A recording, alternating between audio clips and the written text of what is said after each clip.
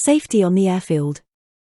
It is very important that the club runs a safe operation, and that the risks that are inevitable a part of aviation are absolutely minimized to avoid injury to people and damage to our equipment.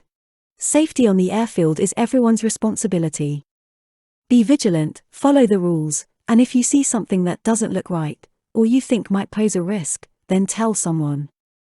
You can never be wrong to raise a safety concern. If you are not sure about something, ask.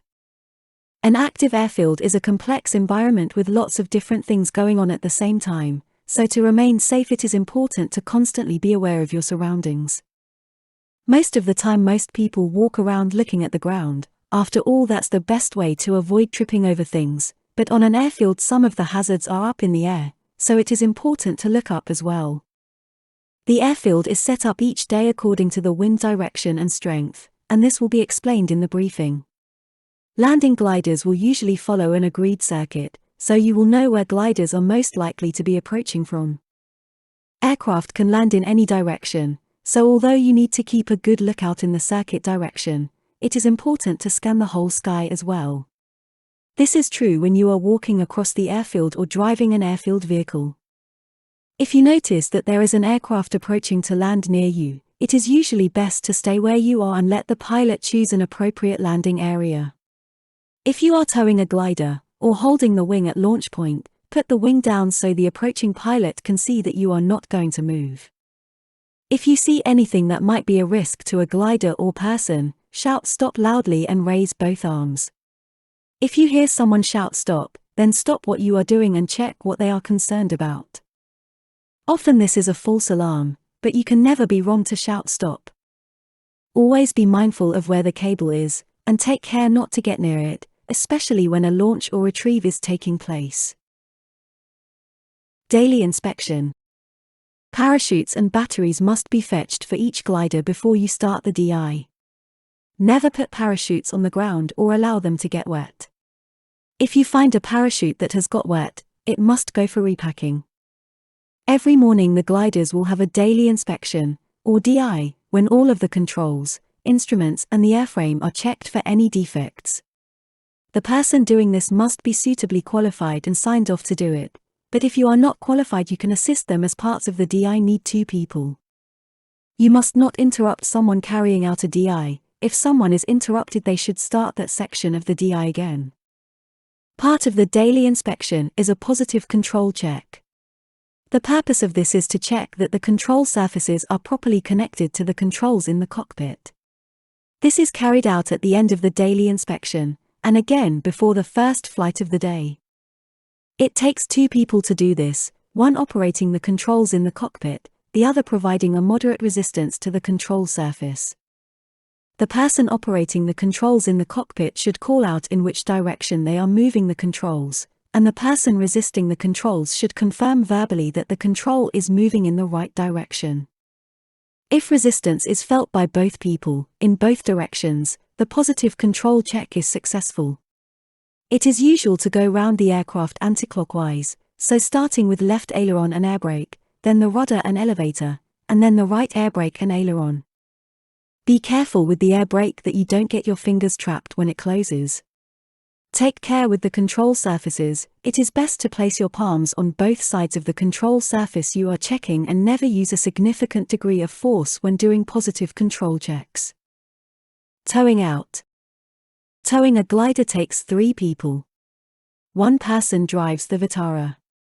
When towing gliders, the Vitara must be in low ratio and in first gear. At 1000 revs it will move at a gentle walking pace. Have the windows open so you can hear any instructions from the people with the glider. They have a better view of the sky and are more likely to see an approaching glider. Always keep a good lookout that you are not obstructing a landing area when a glider is on circuit. 1 person holds the wingtip. They are steering the glider and should try to keep it behind the Vitara. The 3rd person walks in front of the glider wing on the left side. They are the brakes, ready to stop the glider rolling forward into the back of the vehicle, and also ready to release the cable if the glider is approaching something it might hit. When towing gliders, don't be tempted to try to get through small gaps. That's how you hit things. When you reach your destination, make sure the glider is detached from the rope before moving off. Do not drive with the rope trailing behind the vehicle. It can hit and damage very expensive equipment, and if you turn sharply, it will wrap around the back axle. If you are towing out in a strong wind, the person normally walking with the glider should sit in it, preferably in the back seat if it is a two-seater. They should brace the controls, especially when towing downwind. They should be strapped in so they can't hit their head on the canopy. This person can use the wheel brake to stop the glider overrunning. On most gliders, the wheel brake is operated when the air brakes are fully open. Never leave a canopy open and unattended. They are very expensive and delicate, and can easily be slammed shut by the wind. Don't try to release the cable through the DV panel, always open the canopy to do this. Pre-flight checks. When a glider is at the front of the launch queue and the pilot is carrying out the pre-launch briefing and checks, you must not distract them by talking to them unless it is for an issue of flight safety. If pre-launch checks are interrupted, the pilot should start again from the beginning. Distraction at the launch point is a common cause of air brakes or canopies opening during the launch, as the pilot failed to lock them due to a distraction. Radios. There are two types of radio used on the airfield: a CB radio that is used to communicate on the ground, and an airband radio used to communicate with and between aircraft.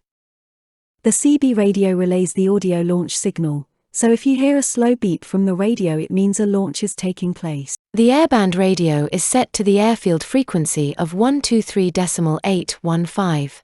You will hear any transmission from any aircraft on that frequency, and when you transmit, you will be transmitting to anyone within range on that frequency. Aircraft transiting nearby may call us. The red arrows will usually give us a call if they are transiting up the valley, and there may be powered aircraft or autogyros requesting airfield information to join our circuit. You need a license to talk to air traffic control on an airband, but you do not need a license to use it to communicate with other aircraft, so you can use the radio to talk to the club gliders or other aircraft. Before making a call on the airband, make sure the volume is turned up and that no one else is making a call. Think about what you need to say. When you press the press to talk button, or PTT, pause briefly before you speak so you don't cut off the first part of the message. Calls should start with the call sign of the person you are calling, followed by your own call sign. Calls on the airband should be kept as short as possible, and only concern aviation matters. If you are not clear about what someone said or their call sign, it is okay to say station calling long meaned. Repeat your message. You cannot give instructions to aircraft on the airband, only information, and you should not use phrases such as take off at your discretion. The motor glider, Golf Alpha Oscar, will usually ask the launch point to confirm that the cable is dead before commencing a takeoff run. Aircraft may ask you for a radio check. You will hear something like long meaned launch, Kilo 21, radio check. Reception is measured on a scale of 5 down to 1, where 5 is perfect and 1 is virtually unreadable, so assuming you can hear clearly, your response would be, Kilo 21, long meaned launch, reading you 5. They will respond letting you know how well they received your signal. Reading you 5 also, Kilo 21. Incident reporting. An important part of our safety culture is a no-blame reporting system. Accidents and incidents rarely happen out of the blue, so if we can see a pattern emerging that may eventually lead to something more serious, we may be able to nip it in the bud and prevent future problems. This isn't about blaming anyone or getting people in trouble, it's just trying to see patterns emerging and changing what we do to prevent a situation where someone gets away with something a few times, then doesn't get away with it. What we would prefer not to do is learn from our mistakes after we have made them, and then take remedial action to prevent them happening again. It's much cheaper and less time-consuming to not make the mistake in the first place because we have seen it coming and already carried out the remedial action. We can only do this with feedback from members about incidents that are happening on the field that we got away with. If you see anything that is a cause for concern, it's very easy to report it. On the website, click on Members area, then Incident Reporting and fill in the form. You don't have to give your name if you don't want to. If someone gets hurt or an aircraft is substantially damaged, then this needs to be reported to the British Gliding Association. The BGA website is notoriously difficult to navigate, but if you put BGA report form into Google, the form appears. The initial form has to be filled in and sent to the BGA within 24 hours, so best to do it with the number 1 on the day before you leave the site. The rest of the form has to be completed within 28 days, but this should come to the safety officer and CFI first, as we have bits we have to fill in regarding what we are doing about it. Remember that if a person is hurt, you should fill out the HSE accident book in the office. This includes anything that happens on site, even if it is not part of the flying operation. Don't take on any task you feel you don't have the knowledge or training to carry out safely. Don't be afraid to ask if you are not sure, or yell stop if you see anything that looks like something bad might happen. Keep a good situational awareness, keep an eye on the sky as well as on the ground. If you see something that looked like it could have led to an accident or incident, report it. Finally, remember that safety is everyone's responsibility. We operate in an environment surrounded by complex, powerful machinery, moving cables and flying machines. We need a good safety culture to keep everyone safe and avoid unnecessary expenses for the club from damaging aircraft or equipment. This is the end of the safety presentation. Remember that everyone has a responsibility to maintain a safe environment on the airfield, and if you see anything that could have led to an accident or incident, report it.